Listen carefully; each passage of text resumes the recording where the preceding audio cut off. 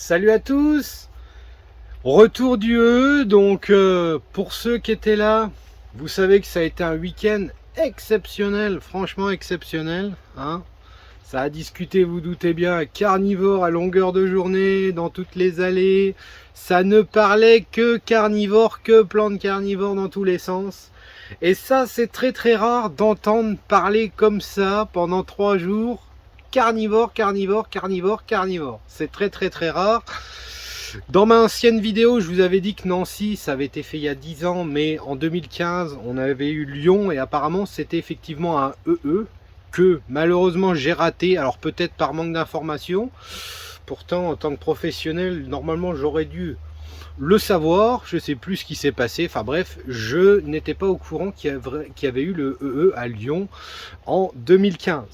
Donc super week-end, on a rencontré des super personnes, ça, voilà, ça a parlé carnivore tout le temps. Il y a certaines personnes que je n'avais jamais vues, pourtant vous êtes quand même nombreux sur les réseaux, que je vous ai déjà rencontrés, que vous êtes déjà passés à la serre, mais certaines personnes que je n'avais jamais vues. Donc du coup maintenant ça me permet de mettre un visage à ces pseudos qu'on voit sur internet. Moi, je vous refais un petit retour vidéo. On m'a posé régulièrement la question au niveau des vidéos. Alors malheureusement les vidéos cette année, c'est ce que je leur ai dit, c'est que moi cette année c'est très très compliqué. L'année n'a pas été prévue, voilà, elle n'était pas prévue comme elle devait se passer, on va dire, mais c'est comme ça, c'est la vie. Donc du coup, le problème des vidéos, c'est que j'ai pas le temps d'y consacrer du temps. Donc là, on va arriver en hiver. Donc je vais retourner en période, on va dire, plus calme. Malgré que l'hiver, pour moi, n'est jamais calme. Parce que c'est là qu'on fait les installations. C'est là qu'on va repréparer les sols, surtout pour le maraîchage. C'est là qu'il y a beaucoup de choses qui se passent. Il faut que je change le plastique de cette serre-là, par exemple. Parce que ça fait 10 ans qu'il est là. Donc on va le virer. On va refaire la serre. Peut-être d'une façon pour que les portes soient plus isolantes et tout ça. Donc on va se faire ça d'ici quelques jours. J'attends la bâche, mais c'est tout le temps comme ça. C'est tout le temps comme ça. C'est voilà, on pense faire des choses. Le terrain qui est derrière moi n'a toujours pas de porte, donc n'est toujours pas fini. On arrive en période hivernale, mais il faut absolument le finir parce qu'il va falloir absolument le chauffer. Donc c'est toujours la course, on va dire plus ou moins sur des installations comme ça. Et malheureusement, les vidéos, ça passe encore après malheureusement. Donc, le timing de cette année, on se fixe toujours des timings sur on va faire ci, on va faire ça. Et en fait, quand on arrive sur notre journée de travail, on va dire, eh ben en fait, le quotidien qu'on pense pas, mais qu'on sait qu'il faut le faire, le quotidien régulier reprend le dessus, que ce soit les arrosages, que ce soit les récoltes au niveau du maraîchage et compagnie. Donc tout ça mixé ensemble finalement me prend toute la journée. Et vous doutez bien que le soir, j'ai la chance d'avoir cette serre qui est éclairée, hein, il y a des néons, donc je peux venir remonter dedans quand il fait nuit. Et malheureusement maintenant il fait nuit très tôt, donc on peut pas poursuivre ça très très tard, on va dire, en extérieur. Donc j'arrive à remonter ici, et quand je remonte ici, admettons jusque 23 h, je m'occupe un peu des carnivores. Donc dès que j'ai la force, on va dire, il faut aussi avoir l'envie, vous êtes comme moi, l'envie de venir retravailler jusqu'à 11 h du soir. On le fait régulièrement dans la semaine, mais voilà, c'est toujours un épuisement supplémentaire au niveau déjà de nos journées de travail. Donc des fois, je suis comme tout le monde, je ne peux pas tourner en rond à faire exclusivement du boulot. Voilà, s'il y a un soir, j'ai pas envie de remonter dans la serre, c'est pas pour ça que j'aurais forcément envie de retourner sur l'ordinateur pour faire des montages vidéo ou des choses comme ça. Malheureusement, des fois, on a envie de se poser un petit peu. Donc, on fera les vidéos dès que possible, il n'y a pas de souci. Par contre, moi je voulais revenir sur un point qui m'a été posé très régulièrement, et je pensais que l'information avait circulé pas mal. C'est surtout au niveau du Drosera regia. Donc je vais revenir sur Drosera regia.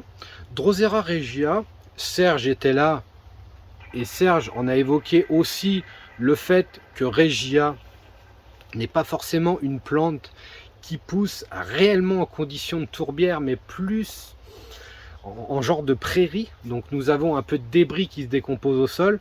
Je sais que Serge, tu nous avais dit que tu mettais un petit peu de terreau dans ton substrat Regia, mais moi je vais partir sur un point, c'est que c'est une grosse plante. C'est une grosse plante qui a besoin de valeurs nutritives très importantes. Et vous allez tout de suite comprendre, et à mon avis vous allez comprendre l'erreur. Drosera Regia a besoin de se nourrir. Donc nous on les vaporise pour vous dire tout simplement au fish mix. Donc le fish mix, en hiver, on le fait tous les 15 jours. En période estivale, vous allez vite comprendre. Moi, en période estivale, je passe pas forcément de fish mix parce que je sais qu'il y a de la nourriture, on va dire, naturelle. Mais le fish mix est très utilisé en hiver pour Drosera Regia, pour les Drosera pygmée, pour les Drosera tubéreux, parce qu'il n'y a pas d'insectes à ce moment-là. J'ai déjà fait une vidéo sur le fish mix, donc je ne vais pas me rétaler dessus. Hein. C'est une base naturelle à base de poisson. Ce n'est pas forcément un engrais foliaire avec des molécules chimiques, mais il faut nourrir Drosera Regia. Vous allez vite comprendre pourquoi cette erreur. Drosera Regia, il y a 15 jours, je commençais à voir le bout des feuilles noires. Et ça, c'est l'indicateur de Drosera Regia. Dès que Drosera Regia commence à avoir faim, nous avons les feuilles qui commencent à noircir. J'ai eu plusieurs personnes qui m'ont dit « Je comprends pas, la plante, elle noircit tout doucement jusqu'à mourir totalement. » Ne cherche pas plus longtemps, je l'ai remarqué depuis pendant déjà un bon moment, c'est que dès que la plante commence à noircir, c'est qu'elle est en manque de valeur nutritive. Vous allez passer le fish mix hein, quand les feuilles commencent à avoir le bout qui sèche. Des fois, on va se dire, est-ce que je l'ai trop arrosé, est-ce que je l'ai pas assez arrosé? Ce n'est pas une question d'arrosage. J'ai tout essayé avec Drosera Regia. En dehors de l'eau juste humide, mi-ombre, plein soleil, le pot complet dans l'eau, le pot à moitié dans l'eau, il n'y a aucune différence au niveau de l'arrosage. Le Drosera Regia tient dans toutes les conditions du moment que le substrat ne sèche pas. Je vois le bout des feuilles qui noircit. Je passe le fish mix. 2 jours après, vous avez une feuille qui commence à se dérouler et la feuille est complète, nickel. Et la plante reprend son cycle. Donc faites très attention avec Regia. Du moment que vous la voyez noircir sur le bout des feuilles, nourrissez-la de toute urgence. Sinon, elle va finir par s'épuiser. Moi, avant, j'utilisais de la paillette à poisson. Le problème de la paillette à poisson, c'est qu'on peut en mettre, mais faites très attention à ne pas en mettre de trop. Si on en met trop, la paillette à poisson a tendance à pourrir sur le feuillage. Donc c'est pour ça que quand on ne veut pas passer le fish mix, saupoudrez un petit peu, et surtout ne les mettez pas en gros morceaux, essayez de les broyer le plus fin possible que pour ça fasse de la poudre et mettez-les sur les plantes directement comme ça sans trop être en grosse quantité. La nourriture sur Regia est dissous, on va dire en 24 heures quand vous mettez de la nourriture poisson.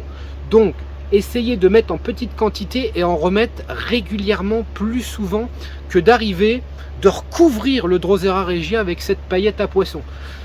Vaut mieux le faire en plusieurs étapes. Moi c'est pareil, le fish mix maintenant, j'étale un petit peu plus l'application et je réduis la dose pour appliquer, on va dire, théoriquement on pourrait appliquer plus souvent pour éviter que la plante ait une valeur nutritive qui arrive de façon massive.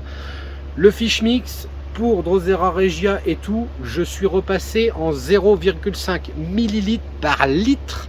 J'ai eu quelques soucis surtout sur les Elianthora qui ne supportaient pas. Donc j'ai préféré repasser en 0,5 ml et un passage tous les 15 jours. On l'a vu avec les Drosera tubéreux. Les Drosera tubéreux ont tellement un apport massif de valeur nutritive que le Drosera tubéreux a tendance à rentrer plus vite en dormance parce que je suppose qu'elle a eu ses valeurs nutritives pour reformer ce qui se passe au niveau du tubercule. Et voilà, ça rentre plus vite en dormance, on voit que ça fait des taches rouges, hein, que ça fait comme de la varicelle et après ça tombe, ou que c'est que la plante jaunit complètement et en général, elle rentre en dormance plus tôt que prévu. Donc voilà le petit point que je voulais revoir avec vous sur Drosera Regia. J'étais vraiment étonné de voir autant de passionnés ce week-end et avoir beaucoup de questions sur Drosera Regia. Je pensais qu'on aurait plutôt discuté plus précisément de certaines plantes, mais ça m'a vraiment étonné de parler de Drosera Regia. et ce problème de plante qui noircit.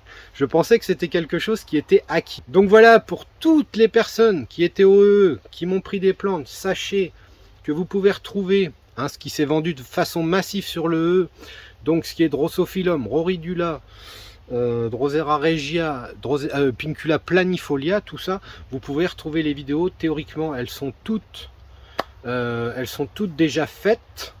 Mais c'est ce que je disais, planifolia, faites très attention, c'est une plante, ce qu'il faut se dire, c'est que ce n'est pas une plante tropicale, c'est une plante tempérée. Ça c'est pareil, on était un petit peu étonné d'apprendre que les plantes pouvaient résister à 0 degré. Moi personnellement, à 0 degré, elles sont beaucoup plus belles que quand elles sont maintenues à 15 degrés en hiver. J'ai commencé à les maintenir à 15 degrés, les résultats sont pas bons, mais par contre, à 0 degré, c'est nickel chrome. Mais il faut qu'en journée, la température ne reste pas à 0 degré. Le mieux, c'est de remonter sur les coups de 10-15 degrés en journée. Je parle pour l'hiver. Donc, si vous avez la planifolia, plein soleil, n'ayez pas peur. Elle est vraiment adaptée à être en plein soleil. Moi, elle est en plein cagnard. Que ce soit en période de canicule, ça ne bouge pas. Du moment que le pot est complet dans l'eau. C'est ça qui est très important. Du moment qu'une plante est complètement dans l'eau, théoriquement, elle ne devrait pas sécher. Voilà. Elle ne devrait pas sécher. Après, on parle vraiment de quelque chose qui est adapté au soleil. C'est pas comme si on était en train de parler de Darlingtonia ou des Pincula mexicaines. Donc voilà, plein soleil, et il faut toujours que la plante soit complète dans l'eau. Parce que si jamais la plante n'est pas complète dans l'eau, on risque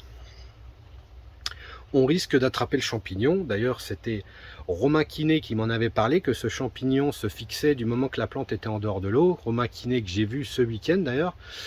Et il m'avait dit, noie la plante pour pas que le champignon apparaisse. On a essayé, on a fait des tests. Des fois, c'est comme tout, on fait pas attention, le niveau il baisse et tout. Et maintenant, les Pincula US sont mis sur pompe dans des bacs communautaires ensemble. Donc il y a Primuliflora, il y a Lutea, il y a Ionanta, ils sont tous ensemble et le niveau d'eau se fait tout seul. Je n'ai plus à gérer ça parce que c'est une vraie galère quand on voit les plantes avec le niveau d'eau qui est toujours en train de bouger. Sur ce, je vous dis à la prochaine, espérons se revoir sur un futur événement qui se rapproche. Il y a des choses qui vont se faire l'année prochaine, mais après l'année prochaine ce sera peut-être pas forcément à côté de chez nous. J'ai appris que le E n'aurait pas lieu l'année prochaine parce que nous avons l'ICPS qui sera en Autriche à Vienne, donc normalement ça se fera pas. En début d'année, il y a la rencontre qui se fait tous les ans à Beaune, que j'ai appris aussi l'existence.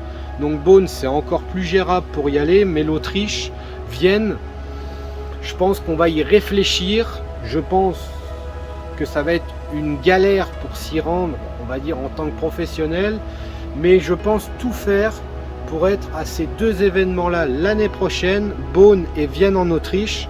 Quand on est dans les carnivores, c'est des week-ends à ne pas rater. Sur ce, je vous dis à la prochaine et portez-vous bien.